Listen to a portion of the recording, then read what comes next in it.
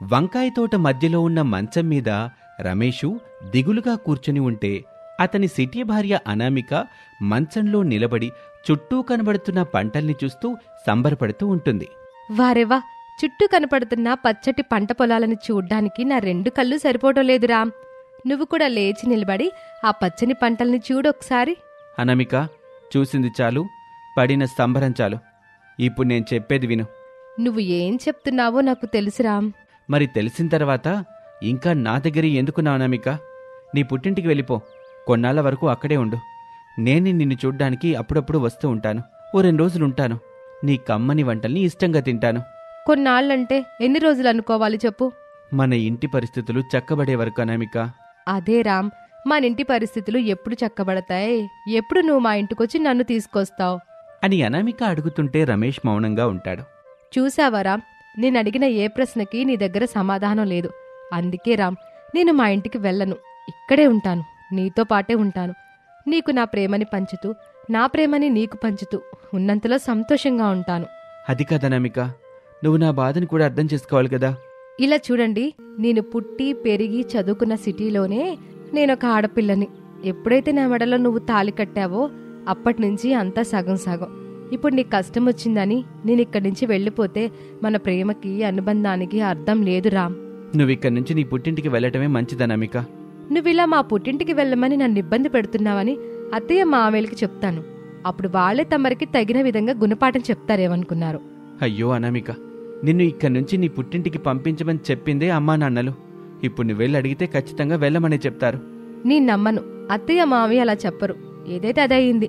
City అమ్మాయిని అయినా నేను పల్లెటూరు అబ్బాయివైన నిన్ను ప్రేమించి పెళ్లి చేసుకున్నది ఇలా బాధ కలిగినప్పుడు వదిలిపెట్టి వెళ్ళిపోవటానికి కాదు కదా. నిన్ను పంపించటం నాకు ఇష్టం లేదనామిక. కానీ మన ఊరి జమీందారు ఆ నరసింహారావు ఎంత పని చేశాడో చూసావు కదా. రామ్, అందుకేనా మీరందరూ నన్ను నా పుట్టింటికి పంపించాలని అనుకుంటున్నారు?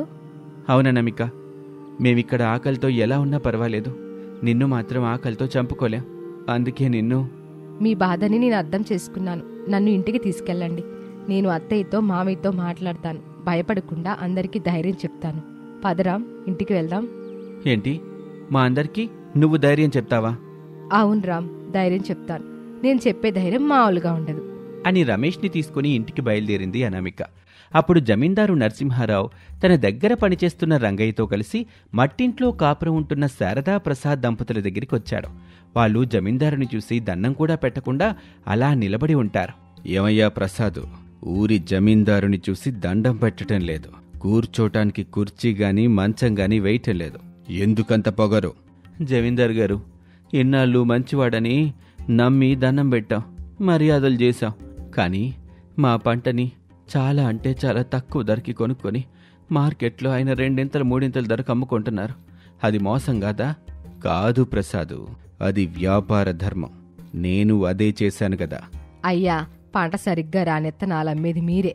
ఆ పంట సరిగ్గా రాదని తెలిసి కూడా అప్పిచ్చేది తమరే. ఆ తర్వాత ఉచ్చులా మా మెడకి బిగుసుకుపోయేది మీరే.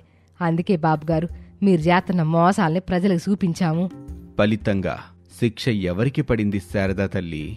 మాకే పడింది బాబు. మాతో ఎవరైనా కలిసిమెలిసి ఉంటారో వాళ్ళ పంట కొనరు, వాళ్ళకెత్తనాలు అమ్మరు, తక్కువ ధర పెట్టి తెప్పించుకుంటారేనన్న భయంతో ఉన్నారు. చూసావా ప్రసాదు, జమీందారుగా నేను మీ కుటుంబానికి ఎవ్వరూ ఎలాంటి పని ఇవ్వొద్దని చాటింపు వేయించాను. ఒకవేళ కావాలని ఎలాంటి భయం లేకుండా అన్నం పెట్టిన వాళ్లకు కూడా ఇది శిక్ష పడుతుందని కూడా చెప్పించాను. అవును బాబు, అందుకే మేము ఇంటి దగ్గరున్నాం. ఇక నుంచి ఇంటి దగ్గరే ఉంటారు ప్రసాద్. నన్ను ఎదిరించే ప్రయత్నం చేస్తారా? చేస్తారా కాదు బాబు, చేశాం. మీరొక మోసగాడని ఇప్పుడు అందరికీ తెలుసు.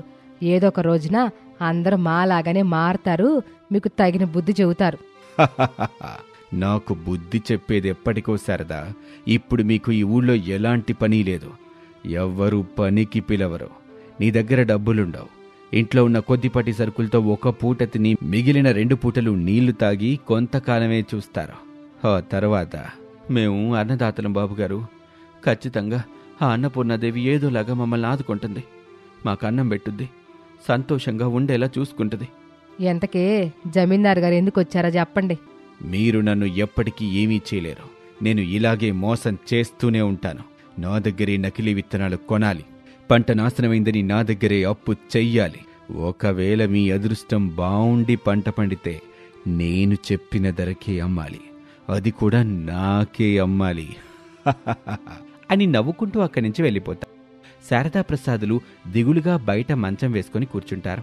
అప్పుడే వాళ్ళ దగ్గరికి కొడుకు రమేష్, కోడలు అనామిక వచ్చారు. ఏం బాబు, నేను చెప్పిన విషయం కోడలకి చెప్పు ఒప్పించావా? నేనందుకు ఒప్పుకోవడం లేదత్తయ్యా. ఒప్పుకోకోల్లా, లేదంటే నువ్వు కూడా మాతో పాటు ఆకలితో ఉండాల్సి వస్తుంది. అప్పుడు మేం బతికినా చచ్చిందాంతో సమానం కోల్లా. అయ్యో మావయ్య, అంత పెద్ద మాటలు ఎందుకు చెప్పండి. మరి ఏం చేయమంటావు కోళ్ళ? అటు కొడుకు చెప్పినా నువ్వు వింటలేదు, ఇటు చెప్పినా వినట్లేదు. పుట్టింటికి వెళ్ళమని ఎంత చెప్పినా వినట్లా. ఇక్కడే ఉంటానని అంటున్నావాయే.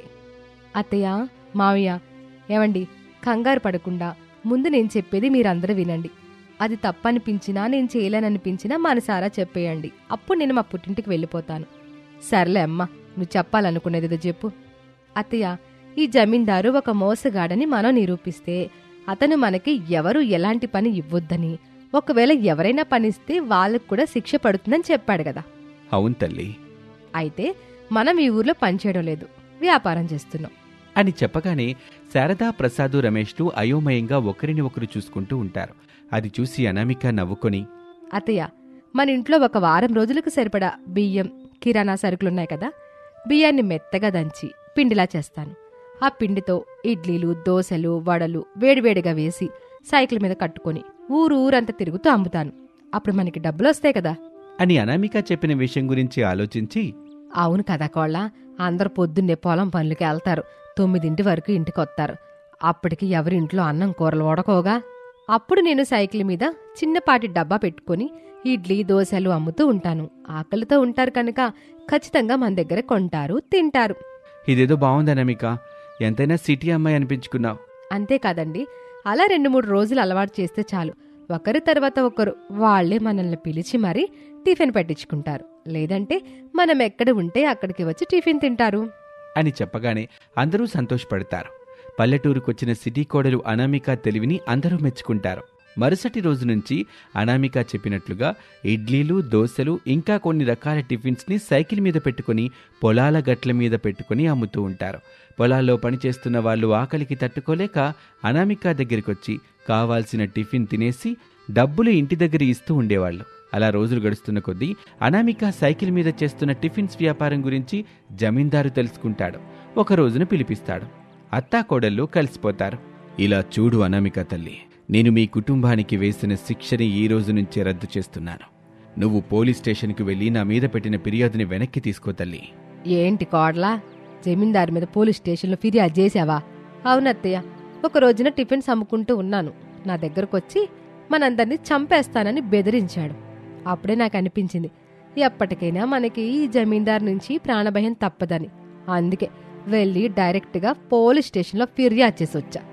మంచి పని చేశావమ్మాయి.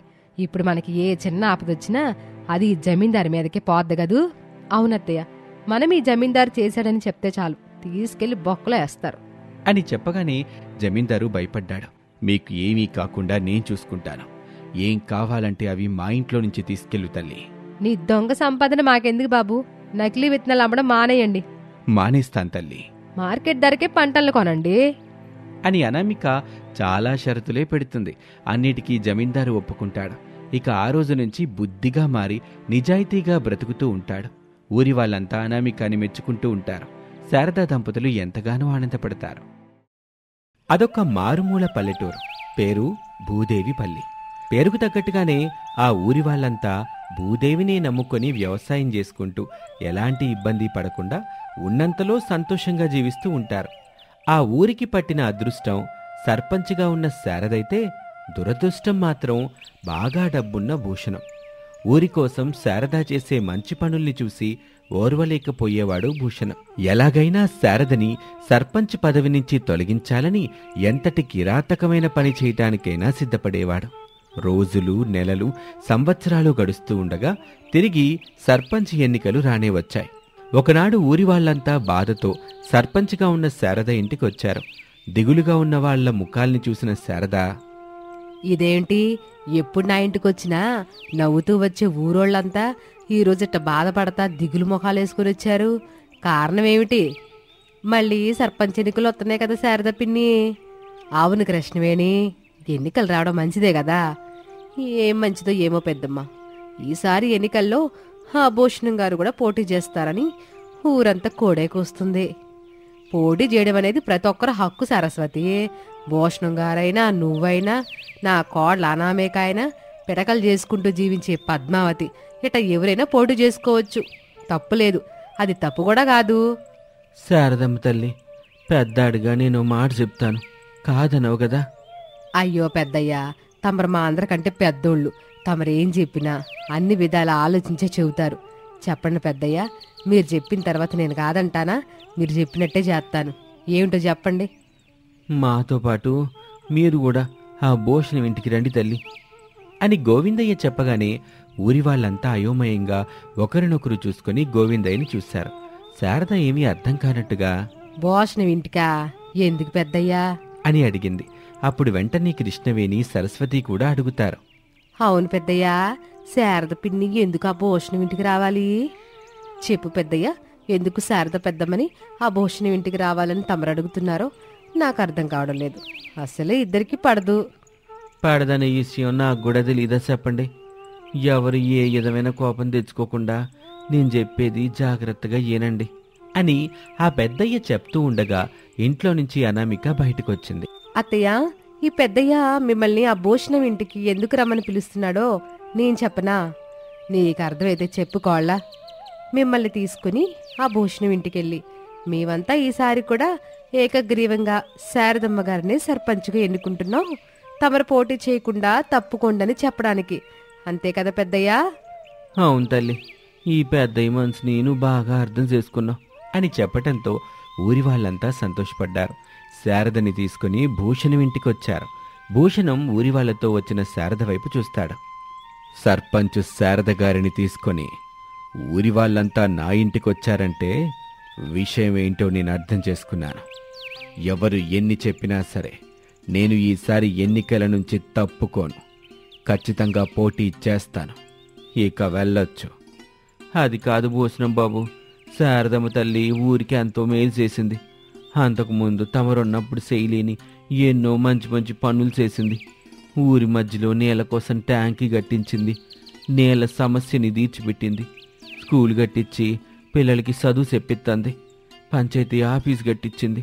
ఇట చెప్పుకుంటూ పోతే చాలానే ఉన్నాయి. చాలా మంచి పనులు చేసింది పెద్దయ్య. రోడ్లు వేయించింది, బస్సు తీసుకొచ్చింది. ఈ ఊరు మారుమూల పల్లెటూరైన అన్ని వసతులున్న కల్పతరువుని చేసింది. శారదగారే ఇవన్నీ చేశారు. నేను కాదంటలేదు కదా. అందుకే బాబు, ఈసారి కూడా శారద పిన్నినే సర్పంచ్గా ఎన్నుకుందాం. మరిన్ని మంచి పనులు చేసుద్ది కదా, మన ఊరికి ఎంతో మేలు కలుగుతుంది. ఓహో కృష్ణవేణి, నువ్వు కూడా నాతో మాట్లాడి సాహసం చేస్తున్నావంటే నిన్ను మనసారా మెచ్చుకోవాలి. ఎవరిని చెప్పినా సరే ఈసారి జరగబోయే సర్పంచ్ ఎన్నికల నుంచి నేను తప్పుకునే ప్రసక్తే లేదు. పోటీ చేస్తాను, గెలుస్తాను. మీరే గెలిపిస్తారు. ఇక వెళ్ళిరండి అని భూషణం ఇంట్లోకెళ్ళి తలుపేసుకుంటాడు. అందరూ దిగులుతో ఉండటం చూసిన అనామిక, ఎందుకు దిగులు పడుతున్నారు? మన ఓటు హక్కు మన చేతిలోనే ఉంది. మనకు నచ్చిన వాళ్ళకి మనం మన ఓటు వేసుకుని గెలిపించుకుందాం అని చెప్పింది. ఊరి వాళ్లకు అది కూడా వాస్తవమే గదా అనిపించింది. రోజులు గడుస్తున్న కొద్దీ ఊళ్ళో శారదా భూషణాల ప్రచారం జోరుగా సాగుతోంది. ఊరి వాళ్ళు ఓట్లు వేశారు. ఫలితంగా భూషణం గెలిచాడు. నమ్మిన శారద ఓడిపోయింది. అయినా సరే శారద బాధపడలేదు. ఊరి వాళ్ళు ఓదార్చే ప్రయత్నం చేస్తున్నారు. ఇక విజయ గర్వంతో బ్యాండ్ మేళంతో భూషణం శారద ఇంటికొచ్చాడు. ఊరి వాళ్ళంతా మౌనంగా తలలు దించుకున్నారు. ఇప్పుడేమంటావు శారదమ్మ? అభినందనలు భూషణం గారు. ఎవరు గెలిచినా ఊరికి మంచి జరగాలి. అందరూ బాగుండాలి. అందరిలో మనం కూడా ఉండాలి. అసలు ఊరు బాగుపడ్డం అనేది ఎలా ఉంటుందో నేను చూపిస్తాను అని వెళ్ళిపోతాడు భూషణం. అలా రోజులు గడుస్తూ ఉంటాయి. అత్తాకోడళ్ళు శారదా అనామికలతో పాటు ఊరి వాళ్ళు వ్యవసాయం చేసుకుంటూ ఉంటారు. డబ్బు పిచ్చున్న భూషణం ఊరి బాగు కోసం వస్తున్న నిధుల్ని స్వాహా చేసేస్తూ ఊరిని పట్టించుకోవటం మానేస్తాడు. ఒక ఏడాదిలోనే ఊరంతా కరువు ప్రాంతంగా తయారైపోతుంది. ఓ రాత్రివేళ నిద్రపట్టక పెరట్లో ఒంటరిగా ఉన్న అత్తగారు శారదా దగ్గరికి అనామిక వచ్చింది. దేని గురించి ఆలోచిస్తున్నారత్తయ్య? రాబోయే గణతంత్ర దినోత్సవ వేడుకల్ని ఎట్టా చెయ్యాలని ఆలోచన చేస్తున్నాను కోళ్ళ. మనమెందుకు ఆలోచించాలి? సర్పంచ్ భూషణం ఉన్నాడు కదా, అంతా ఆయన చూసుకుంటాడులేండి. ఏం చూసుకుంటాడు కోళ్ళ? సర్పంచ్గా గెలిచినా ఊరుని చూసుకున్నా చాలదా చెప్పు? నేను సర్పంచ్గా ఉన్నప్పుడు ఊరు ఎట్టాగుండేది? పచ్చని చెట్లతో, పగులు లేని రోడ్లతో, క్షణం కూడా పోని కరెంటుతో, ఏ సమస్య లేకుండా నవ్వుతూ సంతోషంగా ఉండేదత్తయ్య. మరి ఇప్పుడెలా ఉంది కోళ్ళ? అంత నాశనం వినాశనం. పచ్చదనం కింద నాటిన మొక్కల్ని నీళ్లు పోయించడం లేదు, దాంతో అన్నీ ఎండిపోయాయి. పెరిగిన చెట్లని కట్టెలుగా కొట్టి అమ్ముకుంటున్నాడు. రోడ్లు చూస్తే గొంతులు పడ్డాయి. నీళ్ల సమస్య, చదువు సమస్య, ఇలా చెప్పుకుంటూ పోతే ఎన్నో సమస్యలున్నాయత్తయ్య. మరి ఇలాంటి సమస్యల్లో రిపబ్లిక్ డేని ఎట్టా జరిపిస్తాడు చెప్పు నువ్వే? అవి మనం అనుకుంటే ఎలా అత్తయ్య? ప్రతి ఊర్లో రిపబ్లిక్ డేని ఘనంగా జరపాలని ప్రభుత్వం భావిస్తూ ఉత్తమ దేశభక్తిని కనబరిచిన ఊరికి అదనంగా ప్రత్యేక నిధులు కేటాయించడమే కాకుండా అందుకు కారణమైన వాళ్లకి ప్రత్యేక బహుమతులను కూడా ఇస్తామని ప్రకటించింది కదా. ఆ డబ్బుల కోసమైనా భూషణం రిపబ్లిక్ డే జరిపిస్తాళ్లే. నువ్వు చెప్పింది కూడా జరిగే అవకాశం ఉందిలే కోళ్ళ. కాకపోతే రేపు ఊరంతా కలిసి భూషణం ఇంటికెళ్ళి అడుగుదాం. సరే అత్తయ్య, ఇక పదండి పడుకుందాం అని శారదను తీసుకుని ఇంట్లోకెళ్ళింది అనామిక. అలా ఆ రోజు రాత్రి గడిచింది. మరుసటి రోజున ఊరంతా కలిసి భూషణం ఇంటికొచ్చారు. ఏంటి శారదమ్మ, ఊరందరినీ తీసుకుని ఇలా వచ్చావు? మా అత్తయ్యని ఊరోళ్ళంతా కలిసి తీసుకొచ్చారు. ఎందుకో? భూషణం గారు, 2 రోజుల్లో దేశం మొత్తం జరుపుకునే పండగ వస్తుంది. పంచాయతీ ఆఫీసు పాడైపోయింది, స్కూల్ చూస్తే మూలన పడిపోయింది. అయితే నన్నేం చేయమంటారు? అదేనండి, ఆ రెండిట్లో ఏదోటి బాగు చేయించండి. ఊరంతా దేశభక్తి పండుగని జరుపుకుందాం. ఇప్పుడు ఖజానా అంతా ఖాళీగా ఉంది. అయినా దేశభక్తి పండుగని దేశం మొత్తం జరుపుకుంటుంది కదా, మన ఒక్క ఊరు జరుపుకోపోతే ఏమీ కాదు. వెళ్ళండి, దేశభక్తి పండుగని కట్టుకట్టుకొని వచ్చారందరూ అని భూషణం ఇంట్లోకి వెళ్ళిపోతాడు. అందరూ కలిసి శారద వాళ్ళ ఇంటి బయట మంచాల్లో కూర్చుని ఆలోచిస్తున్నారు. అప్పుడు అత్తాకోడళ్ళు శారదా అనామికలు బాగా ఆలోచన చేసి, ఇలా చూడండి, ఇప్పుడే నాకు ఒక ఆలోచన వచ్చింది. దేశం మొత్తం గర్వంగా జరుపుకునే దేశభక్తి పండగని మనం జరుపుకోకుండా ఉండడం అంత మంచి పద్ధతి కాదు. మనకున్నంతలో మనం జరుపుకుందాం. ఎట్టా శారద తల్లి? పెద్దయ్య, ఆ రోజున ఇంటి ముందు పేడతో కల్లాపి చల్లి ఇంటి ముందు ఎగురుతున్న జెండా ముగ్గులేద్దాము. ఎవరో తొక్కకుండా ఏర్పాట్లు చేసుకుందాం. నడిచే వాళ్ళకి దారిద్దాము. ప్రతి ఇంటికి రెపరెపలాడుతున్న ఒక జెండాని కట్టుకుందాము అని అనామిక చెప్పగానే ఊరి వాళ్ళంతా సంతోషపడ్డారు. మరి జెండా వందనం ఎక్కడ చేద్దాం శారదా పిన్ని? మా ఇంటి దగ్గరే కృష్ణవేణి ఇంటి ముందు గద్దె ఏర్పాటు చేస్తాము. ఆ రోజున పిల్లలు పెద్దలు అందరం కలిసి మా ఇంటికి వచ్చేయండి. జెండా వందనం చేసుకుని పాయసం తాగుదాం అని చెప్పగానే ఊరి వాళ్ళంతా సంబరంగా అక్కడి నుంచి వెళ్ళిపోయారు. 2 రోజులు గడిచాయి. ఇక ఆ రోజు రిపబ్లిక్ డే. అందరూ పొద్దున్నే లేచి ఇంటి ముందు కల్లాపి చల్లి జెండా ముగ్గులు వేశారు. ఇంటికొక జెండాని కట్టుకున్నారు. అందరూ కలిసి శారద ఇంటికొచ్చారు. అత్తా కోడళ్ల ఇల్లు జెండా రంగులతో మెరిసిపోతూ కనబడింది. ఊరివాళ్లు మెచ్చుకున్నారు. అత్తా కోడళ్ళని అభినందించారు. శారదమ్మ తల్లి, మీ అత్తా కోడళ్ల దేశభక్తి చాలా బావుందమ్మా. ఈ పండగని మనూరెప్పటికీ మరిసిపోదు అని చెబుతూ ఉండగా అరవింద్ అనే ప్రభుత్వాధికారి అప్పుడే అక్కడికొచ్చాడు. ఏమీ మాట్లాడకుండా వాళ్ళంతా చేస్తున్న జెండా వందన కార్యక్రమాల్ని చూశాడు. వాళ్ళిచ్చిన పాయసం తిన్నాడు. అప్పుడు గోవిందయ్యని ఇలా అడిగాడు. ఇలా చూడు పెద్దయ్య, మీ ఊరికి పంచాయతీ ఆఫీస్ గాని స్కూల్ గాని లేదా? అసలు ఈ ఊరి సర్పంచ్ ఎక్కడున్నాడు? తమరెవరు బాబు? మా ఊళ్ళో కొత్తగా సొత్తున్నాను. నేనేదో పని మీద అలా వెళ్తుంటే ఇక్కడిలా దేశభక్తి పండుగ జరుగుతుండడం కనిపించింది, నచ్చింది, అందుకే ఇలా వచ్చాను. ఎక్కడైనా జెండా వందనం పంచాయతీ ఆఫీసులో సర్పంచ్ కదా చేస్తారు, మరి ఈ ఊళ్ళో అలా చేయటం లేదేంటా అని అడుగుతున్నాను అంతే. మా ఊరికి సర్పంచ్ ఉన్నాడు బాబు.